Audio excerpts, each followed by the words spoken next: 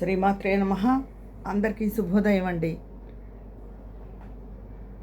ఈరోజు నేను చెప్పదలుచుకున్న ఒక ముఖ్య విషయం, భర్త వేరే స్త్రీలతో సంబంధం పెట్టుకుంటే భార్య మనసు ఎంత గాయపడుతుంది అన్న విషయం మీద. ఇప్పుడు తమిళనాట ఫ్రెష్గా మనం చూసింది, విజయ్ గారు విజయ్ డంకా భోగించారు.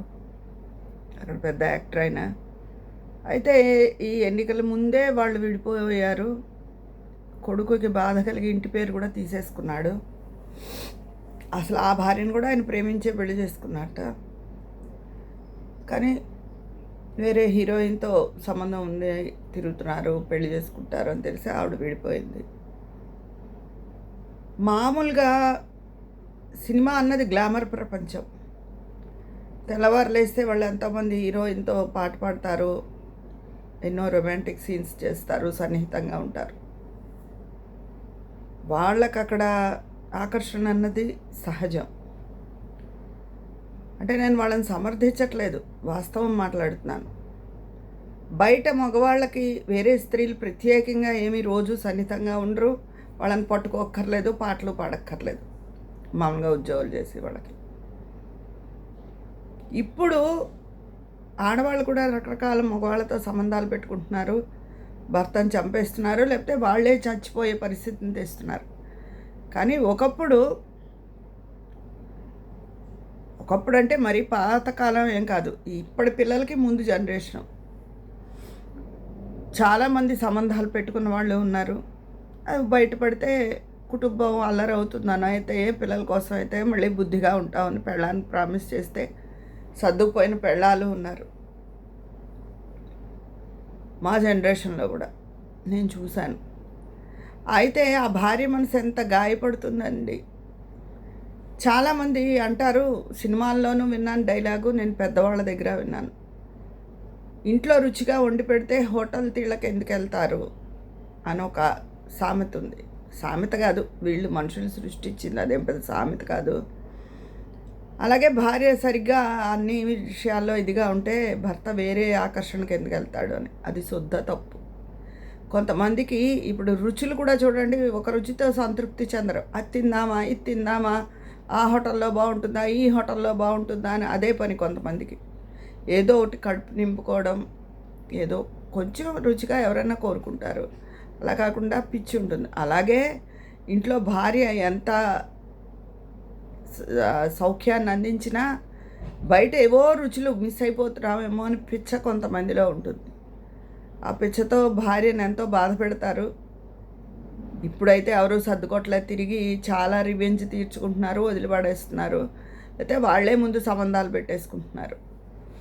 కానీ అంతకుముందు జనరేషన్లు, ఇంకా ముందు ఇంకా మా జనరేషన్లో కూడా చాలామంది అంటే మంచి వాళ్ళు ఉన్నారు, సంబంధాలు ఆడవాళ్ళతో పెట్టుకున్న వాళ్ళు ఉన్నారు, బయటపడ్డాక నోరు మూసి కూర్చున్న వాళ్ళు ఉన్నారు.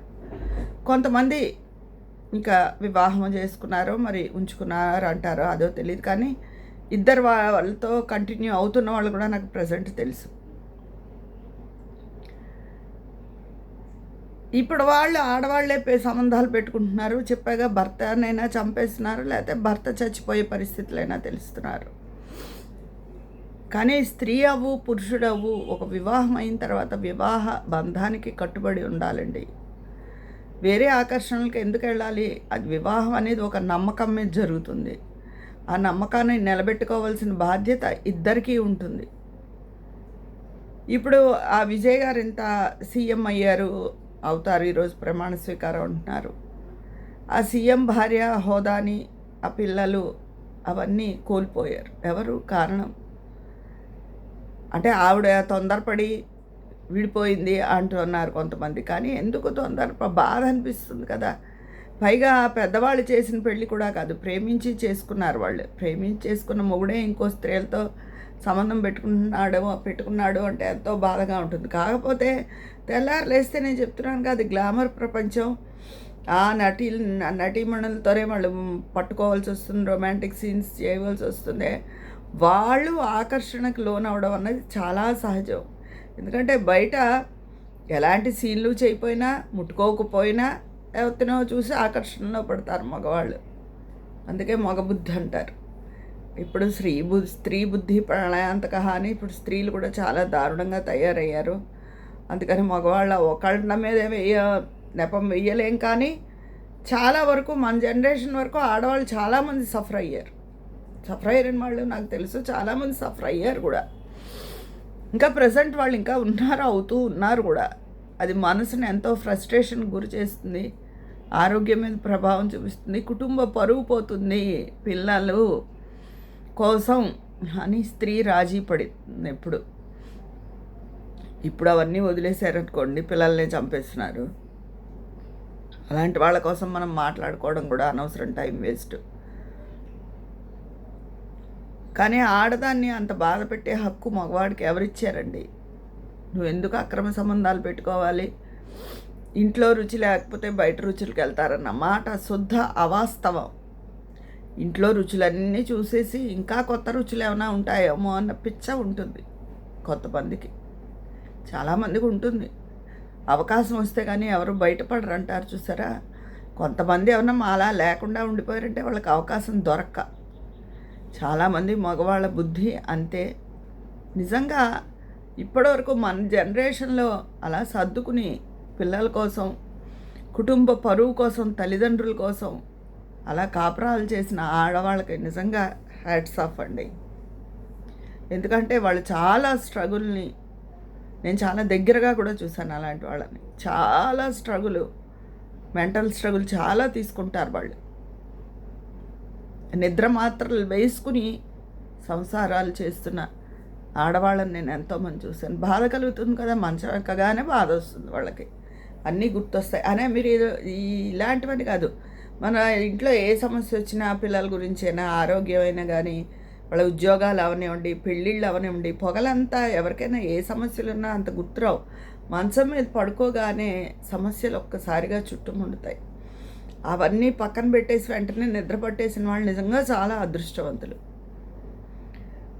ఇప్పుడు విజయ్ గారి విషయం వస్తే చెప్పాగా, సినిమా వాళ్ళకి, హీరోయిన్లకి ఎవరికైనా సరే వాళ్ళని నేను సమర్థించడం అన్నది కాదు, అది వాస్తవం. వాళ్ళు తెల్లారు లేస్తే ఒకళ్ళనొకళ్ళు పట్టుకుని రొమాంటిక్ సీన్స్ చేసేటప్పుడు ఆకర్షితులు అవడం సహజం.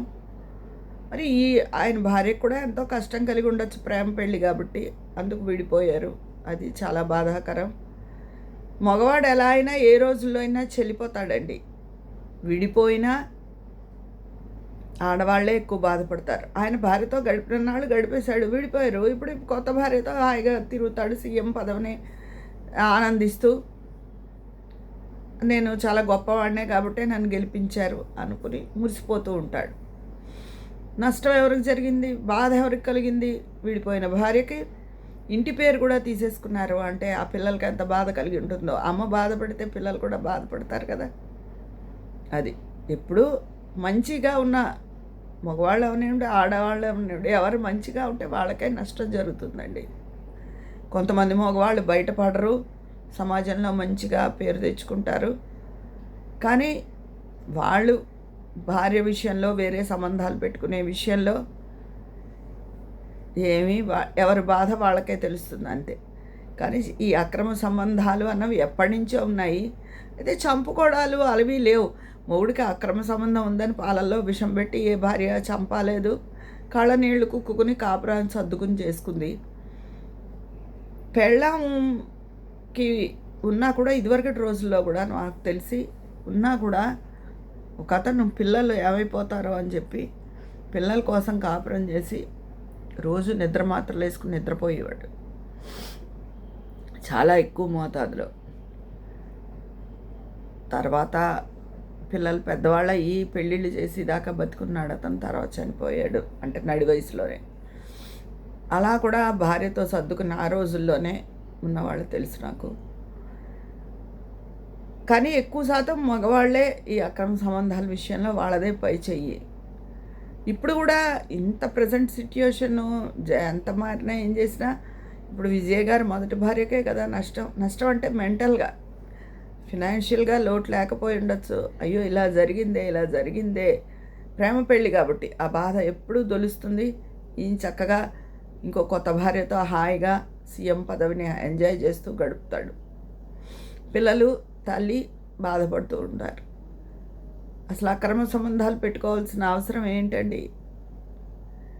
ఇప్పుడు వాళ్ళు మరీ దారుణంగా తయారయ్యారు. ఏకంగా చంపేస్తున్నారు.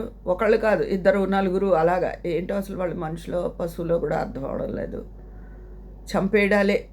మగాళ్ళు ఆడాళ్ళని చంపేస్తున్నారు, ఆడాళ్ళు మగాళ్ళని చంపేస్తున్నారు.